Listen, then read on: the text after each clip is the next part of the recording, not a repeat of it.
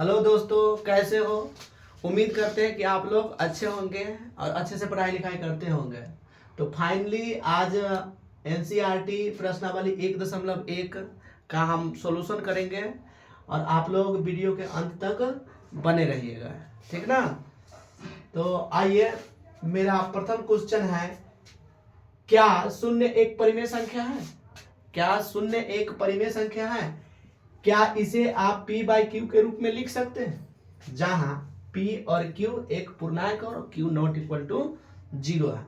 जी अवश्य, शून्य एक परिमेय संख्या है। क्या दोस्तों, शून्य को बटा में हम एक लिख सकते हैं और शून्य को बटा में 0/समथिंग यानी शून्य के बटा में एक लिख सकते हैं। तो यह परिमेय संख्या हुआ कि नहीं? परिमेय संख्या का शर्त है कि Q नॉट इक्वल टू 0 होना चाहिए। देखिए Q नॉट इक्वल टू 0 है ना, Q नॉट इक्वल टू 0 है ना, यानी बट्टा में 0 नहीं होना चाहिए, बट्टा में 0 नहीं होना चाहिए। इसे हम 0 को p बाई क्यू के रूप में लिख सकते हैं ना, लिख सकते हैं ना। तो क्या शून्य एक परिमेय संख्या है? तो हम लिखेंगे हाँ, शून्य एक परिमेय संख्या है, परिमेय संख्या है। क्या इसे p बाई क्यू के रूप में लिख सकते हैं? हाँ, p बाई क्यू के रूप में नहीं लिख सकते हैं, लिख सकते हैं हाँ। जैसे यहां p हो गया 0 और q हो गया 1, p बाई क्यू के रूप में लिख सकते हैं नहीं? p q पूर्णांक है, बोलो 0 पूर्णांक है कि नहीं? q 1 है, पूर्णांक है कि नहीं? हाँ, पूर्णांक किसको कहते हैं? 0 माइनस वाली टोटल संख्या प्लस वाली टोटल संख्या को पूर्णांक कहते हैं। 0 प्लस वाली संख्या है, ये सारी की सारी पूर्णांक है। तो आशा करते हैं कि ये फर्स्ट क्वेश्चन आपको समझ में आ गया होगा। अब सेकेंड क्वेश्चन है, 3 और 4 के बीच में 6 परिमेय संख्या निकालना है। 3 और 4 के बीच में 6 परिमेय संख्या निकालना है। तो 3 और 4 के बीच में 6 परिमेय संख्या क्या होगा? 3 तथा 4 के बीच में 6 परिमेय संख्या, कितना परिमेय संख्या निकालना है? 6 परिमेय संख्या। तो 6 में 1 जोड़ लेंगे, 6 में 1 जोड़ लेंगे, कितना होगा? 7। कितना हुआ? 7। अब 3 में हम 7 से गुना करें, और जब 7 से ऊपर गुना किए तो नीचा भी तो करना पड़ेगा ना, वरना तो मान में अंतर हो जाएगा ना। और 4 में भी कर लेंगे 7 से, अब बट्टा में भी 7 रखेंगे नहीं। तो 3 सत्ते 21/7 और 4 सत्ते 28/7। अब 21/7 और 28/7 के बीच में 6 परिमेय संख्या लिखना है। तो कौन कौन सा होगा? तो इसके बीच में हो जाएगा 22/7, 23/7, 24/7, 25/7 और 26/7, 2 3 4 5 और 27/7,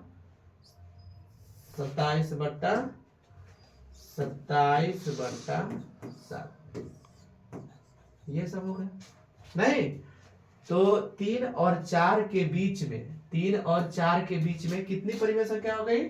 6 परिमेय संख्या है। 6 परिमेय संख्या है ना, 22/7, 23/7, 24/7, 25/7, 26/7, 27/7। ये मेरा आंसर हो गया। आप चाहे तो इसको तो चार विधि से निकाले थे ना। अगर पिछला वीडियो आप नहीं देखे हैं तो पिछला वीडियो देख ले, पार्ट 6 है, ये पार्ट 7 है, पार्ट 7 है। अब अगला क्वेश्चन है मेरा, अगला क्वेश्चन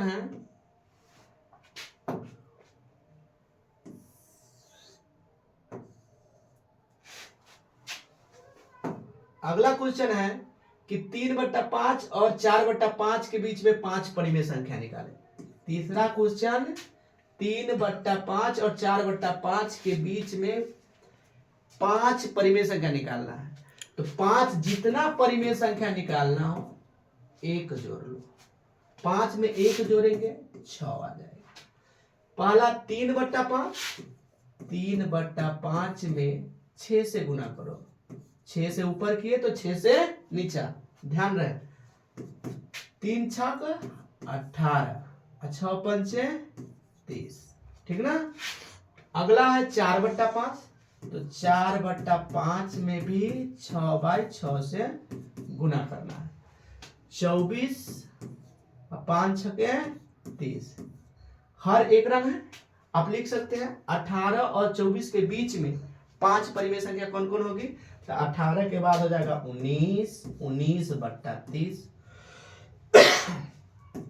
20/30, 21/30, 22/30 और 23/30। 5 परिमेय संख्या हुआ ना, 19/30, 20/30, 21/30, 22/30 और 23/30। उम्मीद करते हैं कि तीसरा क्वेश्चन भी आपको समझ में अच्छी तरह से आ गया होगा। अब नेक्स्ट क्वेश्चन है चौथा। कहता है नीचे दिए गए कथन सत्य है। जो स्टेटमेंट दिया गया है वो क्या सत्य है या असत्य? सत्य है तो कैसे, असत्य है तो कैसे? कारण के साथ उत्तर देना है, कारण के साथ उत्तर बताना है। क्या प्रत्येक प्राकृत संख्या एक पूर्ण संख्या होती है? प्रत्येक बच्चों इस बात को फिर से याद करते हैं हम लोग। प्राकृत संख्या को क्या कहा जाता है? W से सूचित किया जाता है। इसका सबसेट होता है पूर्ण संख्या। पूर्ण संख्या, सॉरी दोस्तों, प्राकृत संख्या को n से, प्राकृत संख्या को n से, n का सबसेट W पूर्ण संख्या। पूर्ण संख्या इसका सबसेट क्या होता है? पूर्ण संख्या।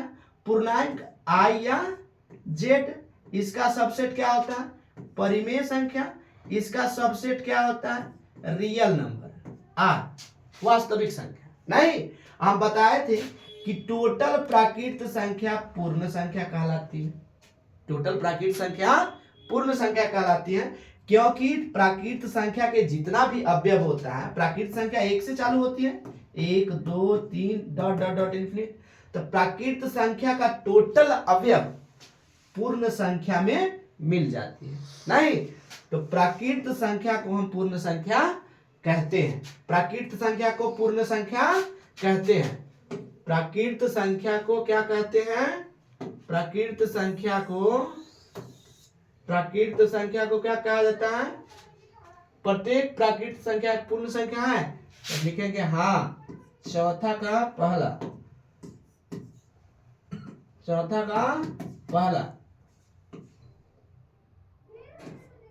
हाँ, प्रत्येक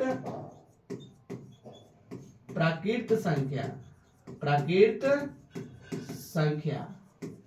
पूर्ण संख्या है। कारण बताइए क्या है? क्योंकि जितनी भी प्राकृत संख्या का अवयव है सब का सब पूर्ण संख्या में मिल जाता है। तो लिखेंगे क्योंकि प्राकृत संख्या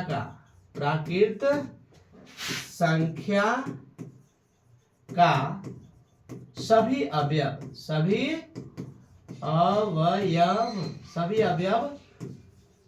पूर्ण संख्या में मौजूद हैं।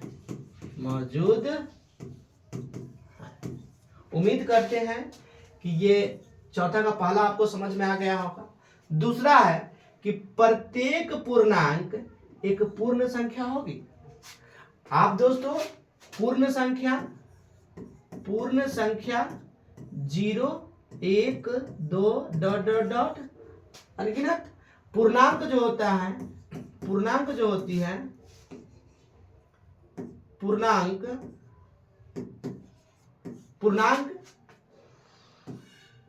टोटल धनात्मक संख्या, टोटल धनात्मक 0 और टोटल ऋणात्मक। तो क्या प्रत्येक पूर्णांक पूर्ण संख्या होगी? तो नहीं, प्रत्येक पूर्णांक पूर्ण संख्या नहीं होगी, क्योंकि पूर्णांक में ऋणात्मक संख्या आती है। ऋणात्मक संख्या क्या पूर्ण संख्या में मिलेगा? नहीं ना मिलेगा। तो हम लिखेंगे दूसरा का असत्य है। क्या लिखेंगे? असत्य, असत्य है, क्योंकि क्योंकि क्योंकि ऋणात्मक संख्या पूर्ण संख्या के अंतर्गत नहीं आती है। ऋणात्मक संख्या पूर्ण संख्या के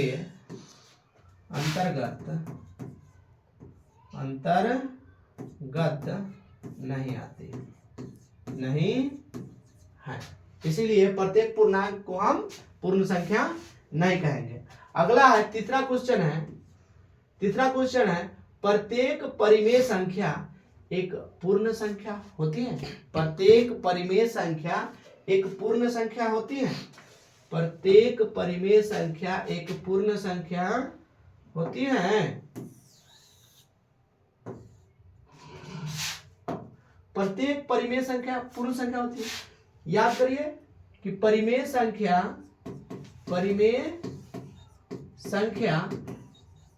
किसे कहते हैं? जो p बाई क्यू के रूप में हो, q नॉट इक्वल टू 0 हो, और पी क्यू कोई पूर्णांक हो। पी क्यू क्या हो? कोई पूर्णांक हो, उसको परिमेय संख्या कहते हैं। और पूर्ण संख्या 0 से धनात्मक वाली संख्या नहीं, 0 से पूर्ण संख्या, 0 से धनात्मक वाली संख्या, 0 1 2 3 डॉट डॉट डॉट। अब परिमेय संख्या जो होती है, परिमेय संख्या वो 3/4, 2/5, -11/13 इत्यादि। प्रत्येक परिमेय संख्या, देखिए परिमेय संख्या, प्रत्येक परिमेय संख्या पूर्ण संख्या होगी? असत्य है। क्या है? असत्य है, क्योंकि पूर्ण संख्या के बटा में एक से ज्यादा नहीं होता है, और इसके बटा में देखिए एक से ज्यादा भी हो सकता है। p बाई क्यू के रूप में लिखा जाता है। हालांकि पूर्ण संख्या p बाई क्यू के रूप में लिखा जाता है, लेकिन इसके बटा में हमेशा एक रहती है। नहीं तो यहाँ -11/13 आपको पूर्ण संख्या में देखने को नहीं मिलेगा, यानी परिमेय संख्या का टोटल अवयव आपको पूर्ण संख्या में नहीं मिल सकती है। इसीलिए यह कथन प्रत्येक परिमेय संख्या एक पूर्ण संख्या नहीं हो सकती है। उम्मीद करते हैं कि प्रश्नावली 1.1 आपको अच्छे से समझ में आ गया होगा।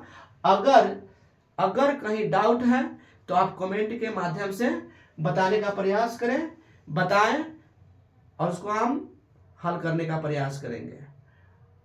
आज के लिए इतना ही, मिलते हैं नेक्स्ट वीडियो में। जय हिंद।